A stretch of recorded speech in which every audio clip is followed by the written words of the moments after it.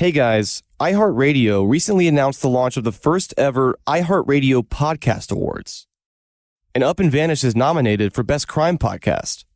This is the first major award show to recognize podcasting. And you guys, the listeners, will help decide who wins. So, if you enjoyed Up and Vanished, vote for us. Just go to iHeartPodcastAwards.com and you can vote up to 5 times per day. Or, if it's easier, you can also tweet your vote by using the hashtag iHeartPodcastAwards, then hashtag CrimePodcast, and hashtag Up and Vanished. As always, thanks for your support. If you've enjoyed Up and Vanished, give us a vote. That's iHeartPodcastAwards.com. Thanks, guys.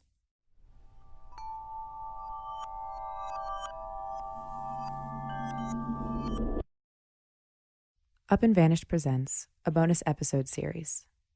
This is Insight.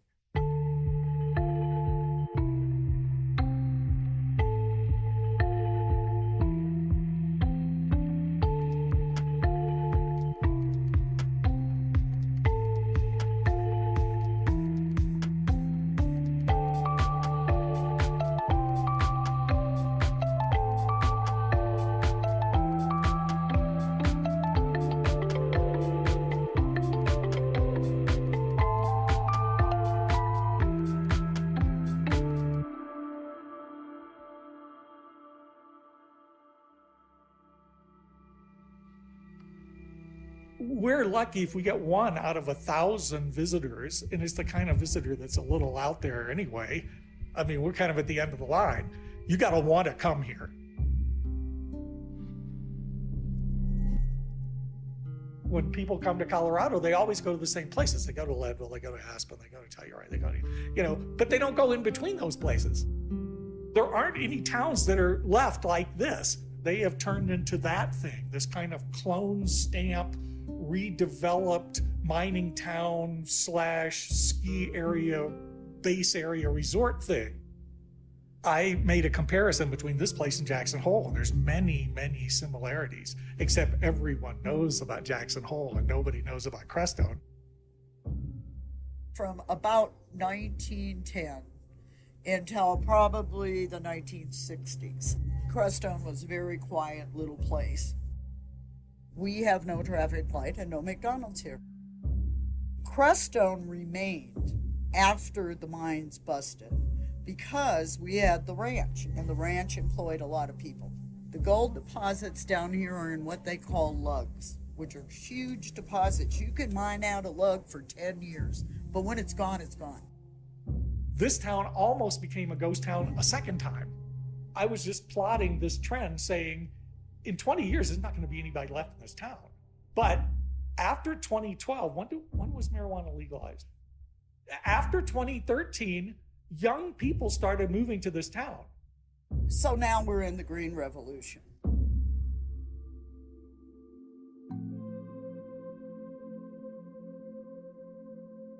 People have disappeared here before.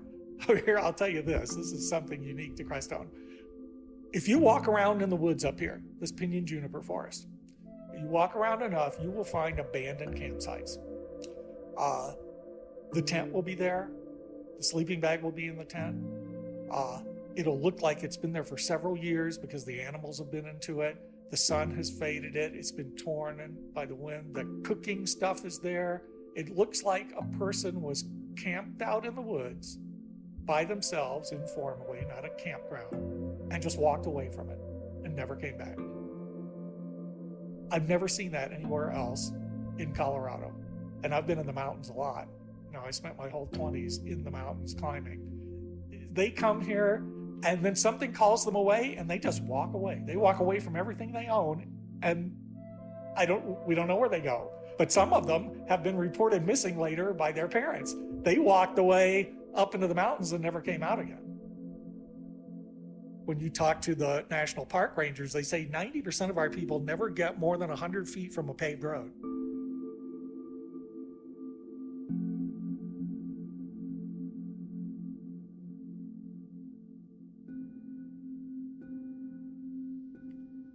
This is Perrin. She's from Colorado. People like to think of park rangers as the park ranger from the 1950s. It's like, come on, folks, let's go look at some bears. Now she works in Yosemite.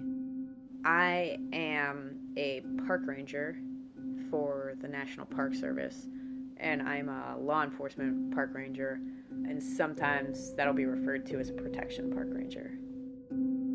Anytime something happens in the backcountry, which I think is officially considered a mile away from the trailhead, you're dealing with exponential logistics. Because at that point, if you need to get somebody to critical care, you have to get them to basically where you can access them by a vehicle. And if you can't do that, you need to get them somewhere where you can access them in some other way. When I show up with 911, people are like, where's the helicopter? I'm like, no, like I walked here. You gotta walk out with me, you know? And if you can't walk out, we're gonna have to carry you out. We don't have helicopters for everything. So you have like a whole host of types of land that people could go out to recreate or do whatever on that basically isn't in an urban landscape.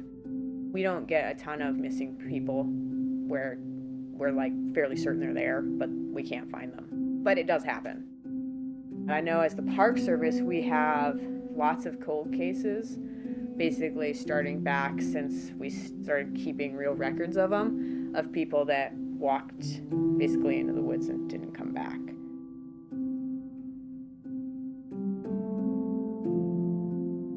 I mean, part of the idea of wilderness, it's an area where basically people do not remain. People we pass through, we don't stay there permanently. But we want these places to be places where you can go and be a little further out there. You know, you're forced to basically make decisions that you don't necessarily have to in the modern world that most people live in. And we want that. We want people to have those experiences where things are a little more wild. And I think people make the mistake to think that something wild is dangerous. Wilderness is dangerous or hiking is dangerous, and that's not inherently true. I find driving in cities to be much more stressful than spending like 2 days in the backcountry. National parks, a place like Yosemite where there's entrance booths and there's hotels and you can like rent bikes and go ice skating and all that. Those are areas that are very different than, you know, like a swath of forest in the middle of Colorado. Lots of different people use those types of land for different things, but if you wanted to basically walk somewhere and disappear, there's better types of land to do that on than others. And when I say better, I mean like it's not as easy to disappear somewhere where you're driving through an entrance booth. If you were looking to like escape the crowds, be it because you want to meditate or be it because you're doing something nefarious, it would obviously probably behoove you to go somewhere where it's harder to access and there's less people. Looking for somebody who's died while recreating in the backcountry is a lot different than looking for somebody who was murdered and hidden in the backcountry. You know, if somebody is hiding a person back there, you're probably not going to look upon like, hey, here's their purse. You know, that's probably not going to be back there. You have all sorts of people that are using areas that some people would think are in the middle of nowhere. And just because somebody's been out there for an extended period of time doesn't actually mean that they just disappear. You know, it doesn't mean that they're not recognizable as this is a human body. But animals, they will clean up a lot. The weather in the mountains is pretty extreme. In the winter, you have wind chill, you have snow. In the summer, you have thunderstorms with lightning. Lightning's a huge danger when you're on mountaintops. Also, as you get higher, you're more prone to like elevation sickness. There's elk, there's deer, there's bobcats. Yeah, it's a beautiful state, and there's a reason why people are captivated by it. There's a variety of reasons why people would walk into the woods and not want to be found. They go into nature to heal. We have people with terminal illnesses that go into nature, and that is where they want to stay. And that's a mindset that I've never had to place myself into, but I've dealt with several people whose plans were basically to come to whatever area to end their lives. They want to do it because they resonate with that space in a way that makes them happy. And for every person that we see that's kind of just blissed out of their mind, there's like an equal number of people, I think, in that area who's having an extremely emotional experience. For a lot of people, it's probably exactly what they need. Just a chance to kind of let go and see the world through a different set of eyes. It's one of the reasons why I like being a park ranger. Do you have trouble falling asleep? You're definitely not alone. Not getting enough sleep can have a huge impact on both your physical and your mental health. That's why we're excited to partner with Calm, the #1 app for sleep, meditation, and relaxation. It was even named Apple's 2017 App of the Year. If you want a mental break, I suggest you download the app. If you go to calm.com/vanished, you'll get 25% off a Calm premium subscription, which includes hundreds of hours of premium programs, which are basically bedtime stories for adults. Calm has over 100 soothing tales, which will put you right to sleep, and they're all read by well-known voices, like Jerome Flynn from Game of Thrones and Stephen Fry. Each story will help you unwind and fall into a deep sleep. The Calm app also has guided meditations with a variety of topics like anxiety, stress, sleep, and more. For a limited time, Up and Vanished listeners can get 25% off a Calm premium subscription by going to calm.com/vanished. This includes unlimited access to all of Calm's amazing content. Get started today by going to calm.com/vanished. That's calm, CALM.com/vanished. If you're used to life in a bigger city, it can be difficult to imagine how you could end up in a place like Crestone. We talked to Michael Beyer. He's originally from Chicago, but his family lives in Crestone now. He spent a lot of his 20s there and in the nearby town of Salida, a big change from the city where he grew up. It's hard to live here and not have a connection with nature. The reason I love living here is because it's just in your face wherever you are. My way of connecting with it was dirt biking. So I would just take off on trails going north and south of town, just trying to get lost in the woods, basically.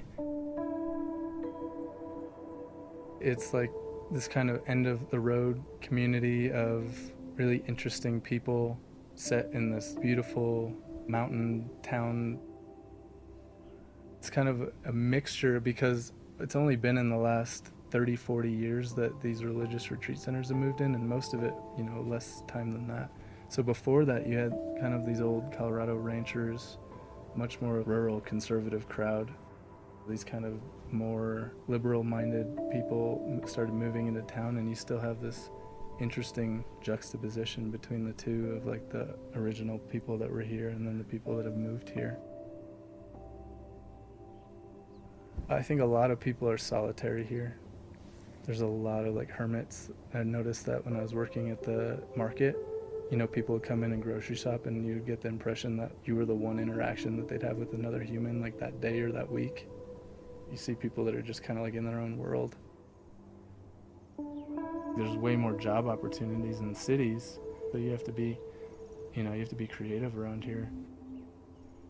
Because it's so isolated, you can easily spend more time alone here. Like it'll kind of either put you in your own head, or if you want to get involved in the community, you can, but it's an intense community too. Either way, it can be really intense for people. And so I've known a lot of people that just don't fit in here. But the people that live here and that have made it home, there's no other place that they want to be. One of those people is Christopher Long. He's a palm reader, among other things.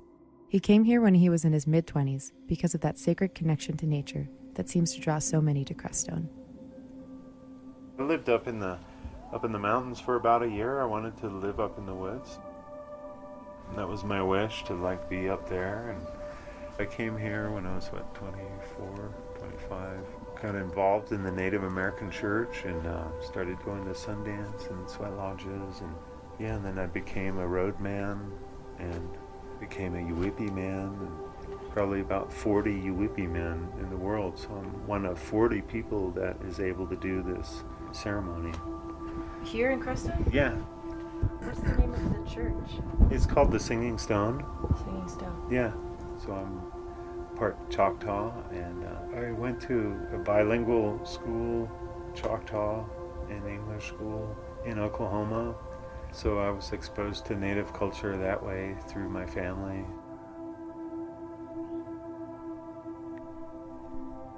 I'm really all for religious freedom, because some people will be like, well, you're not full blood, you shouldn't be doing that. Well, I did the work for it,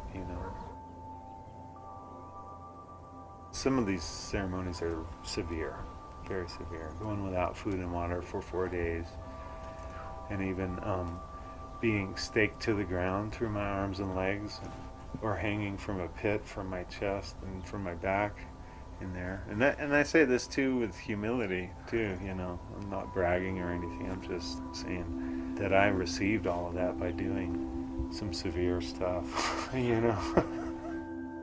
We go to a Sundance, it's on the reservation in South Dakota. There's like 2 or 3 Native leaders out there, and everyone else is white or black or Chinese or something, or from other countries, there'll be like 35% of them from Germany and Italy, Spain, and France. It's all about being at the ceremony.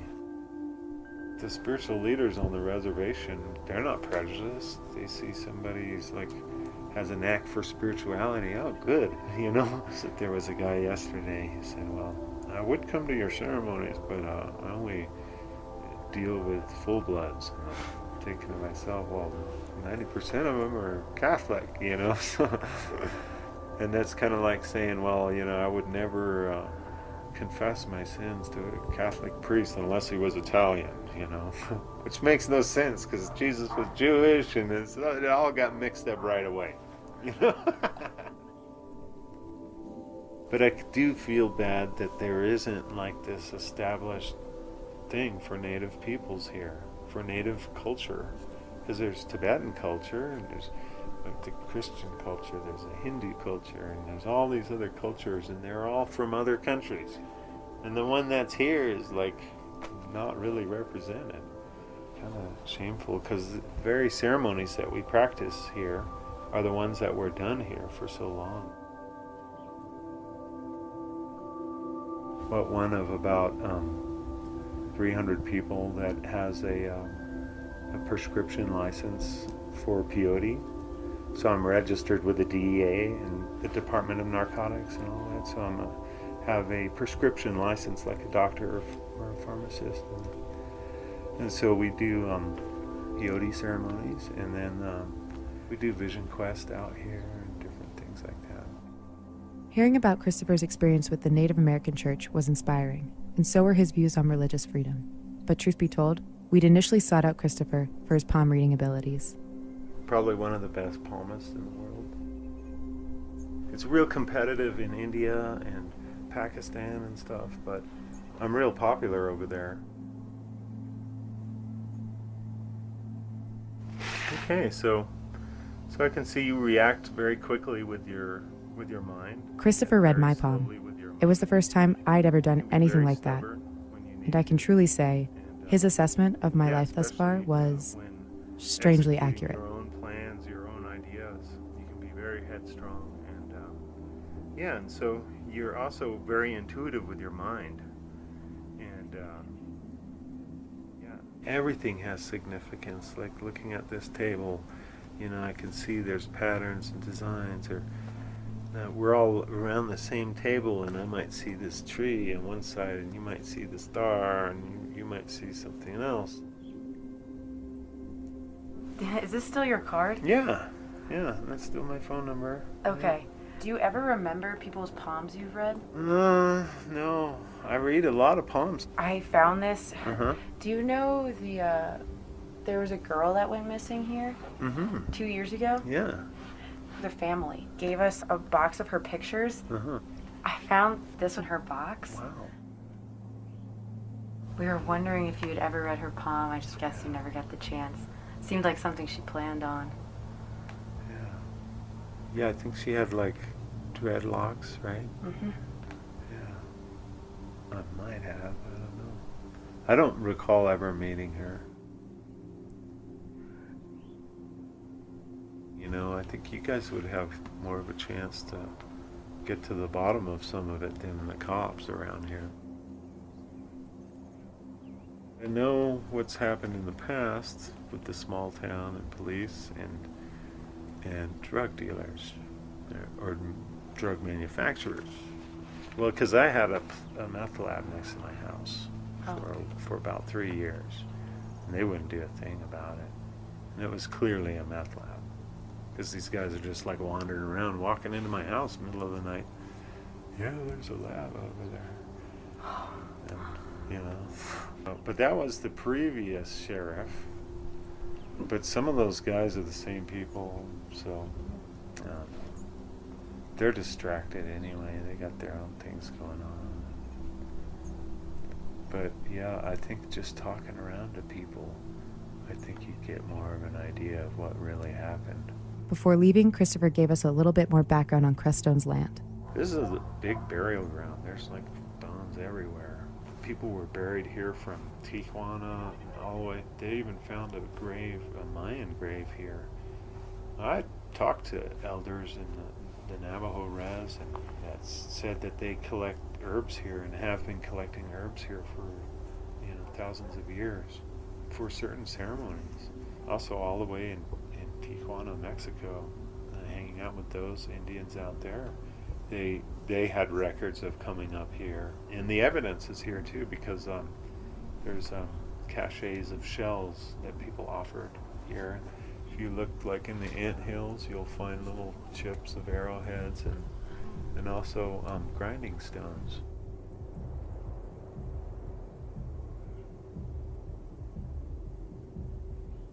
It was mainly the Utes that lived here year-round at the hot springs. They had like thatched houses over the hot springs and stuff. But thousands of different people would come through to pick the piñon nuts and to meditate and pray. And also practically because it's cool up here. And so everybody from New Mexico and Arizona, Sonora Desert, and even into California would come all the way up here and spend the hot time of the summer and then come back down.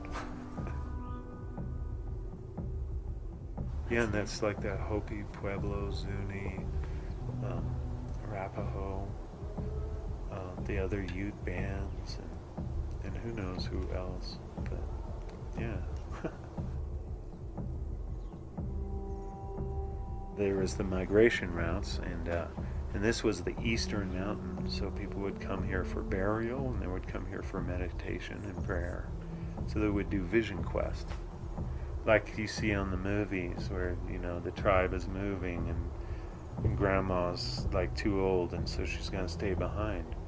And so they would do a vision quest ceremony. They would make this like sequestered area where she would sit and then just not eat or drink until she died. And that's what one of the things they would do here. And so people would come here from all over the United States to do that, to die here.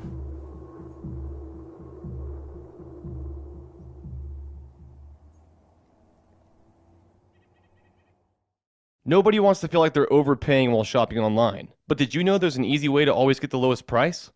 It's called Honey, and everyone deserves to know about it. Honey is a free shopping tool that automatically saves you money by searching the internet for the best promo codes each time you shop online. That means that you get the best deals without even trying on sites like Amazon, eBay, Walmart, Macy's, Domino's, and many more. Honey has over 10 million members and over 100,000 five-star reviews. And here's something crazy.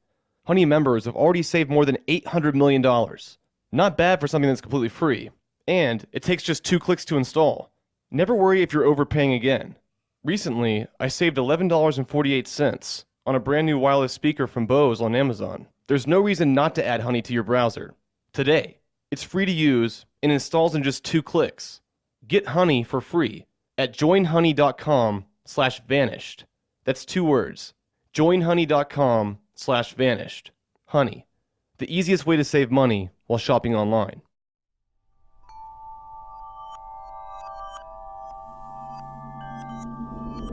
With Amazon Music, a voice is all you need. Discover over 50 million songs and thousands of curated playlists and stations across all your devices, just by asking. Find your favorite songs at the tip of your fingers and the tip of your tongue. Having friends over tonight? Just ask to play music for a dinner party. Want to remember your favorite memories? Request popular music from a decade, or even a particular year of your choice. Or what if you can't remember the name of that song, but you know some of the lyrics? Just ask for the song that goes like, you can still find it. Listening to music has never been more natural, simple, and fun. And right now, new Amazon Music customers get 3 months for just 99 cents at amazonmusic.com. Renews automatically. Cancel anytime. That's amazonmusic.com. Get 3 months for just 99 cents at amazonmusic.com.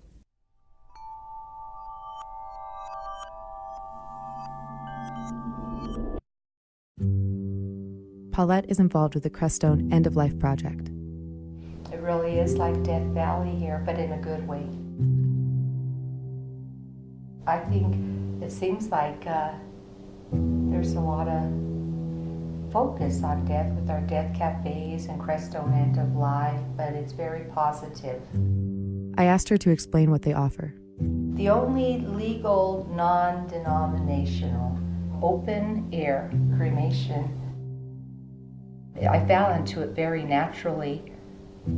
Sometimes things just fall into place so easily that you feel like this is your destiny. It's so effortless. Like I just showed up at a death cafe meeting, and then they said, oh, we're having a meeting for a Crestone End of Life if you'd like to come next week. So I said, oh, okay.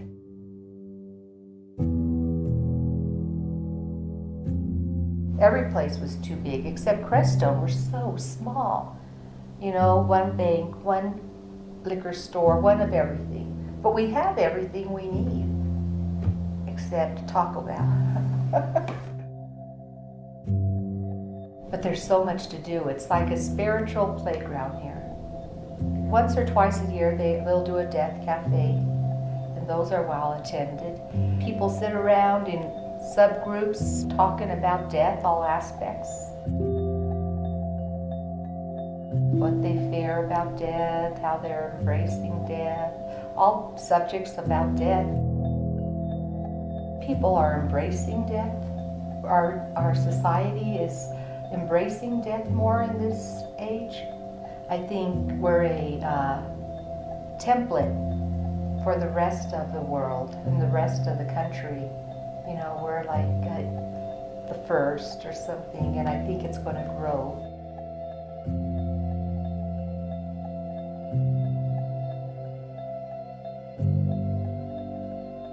It's very simple, but that makes it even more beautiful. The smoke is purifying, it's sacred, because the Native Americans used to do open air cremation. And so what I do is I do keep the flame, the coals built up. When they're about to bring in the body and the procession, when I hear the dong, then I start putting juniper on it so that as they walk in, it's a beautiful smell. And then I'm fanning to make it fire again because I need to have a flame so that they can light the torches. But everything runs so smoothly. It's like a symphony. It just really, each one is special and different. Like I said, it's something you have to experience. The first time I did it, this woman walked up to me and she said, "Grandmother fire." And I said, "Oh, is that what you call it?" You know, I thought she was calling the fire and the whole censored thing. I thought that was a term, grandmother fire. She said, "No, not that you? That's how I see you, as Grandmother Fire. And sometimes when I cry, it's just, I can't help. I'm such an empath. Why am I crying so much? I'm crying more than anyone, you know? But it's very silent, you know, but I can't help the tears from falling because I can sense the energy, and if it's a very sad energy, they just fall. We cry for those who can't. You know, experience that grief, but turn it into something creative to get through it and to heal from it. Because if you don't, you keep on experiencing that grief. You know, people are so appreciative of the service that we provide. People say, oh, do you do anything special? Or, you know, when you light the fire, this and that. But it's more, I think, I try to keep my energy pure. The day before, I'll fill my baskets and get them ready, and I still keep that pure intention. We got this basket from Africa. And this basket I got from our annual yard sale. The Buddhist nun brought it, and I happened to be volunteering to put out stuff, and she put it down and I grabbed it. I like it, it has nice energy. These are juniper boughs, and that's handed out to everyone who comes in. I like to get the wood that's cool, like see how this is so natural, like that, and it looks pretty. When you have fire coming off of it, it's visually good. And I try to do things with intention, and I think people notice that. This is frankincense. They're sacred scents.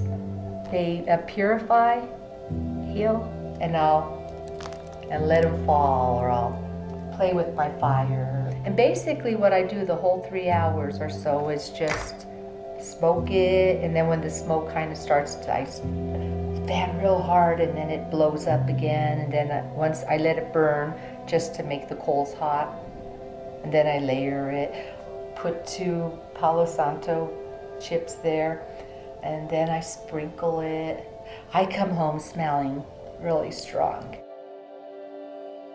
We keep like a calm, and almost like an invisibility. I think we all love what we do. You know, I think that's what makes it special, is we see the value in the service that we provide, and we feel fortunate to be in that position to provide that service, almost as if we were chosen. We just have a really awesome thing going on here. It's a very special, I always tell my husband, oh, I can't wait. He's like, yes, you can. Because it's hard not to picture, this is going to be me someday. It's not the end, it's just a passing. I think we do a great job. I know we do a great job. Yeah.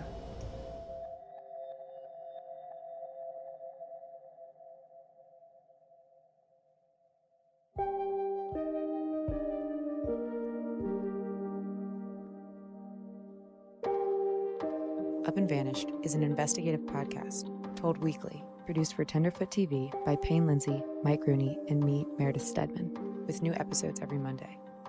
Executive producers Payne Lindsey and Donald Albright. Additional production by Resonate Recordings, as well as Mason Lindsay, Rob Ricotta, and Christina Dana. Our intern is Hallie Bidal. Original score by Makeup and Vanity Set. Our theme song is Ophelia, performed by Ezra Rose. Our cover art is by Trevor Eiler. Special thanks to the team at Cadence 13. Visit us on social media via @UpAndVanished, or you can visit our website, upandvanished.com, where you can join in on our discussion board. If you're enjoying Up and Vanished, tell a friend, family member, or coworker about it. And don't forget to subscribe, rate, and review on Apple Podcasts. Thanks for listening. Also, Michael Byer from this episode works at Western Mountain Real Estate in the Salida and Crestone area. If you too are looking for a deeper connection with nature, you can reach him at michaelb@westernmtn.com.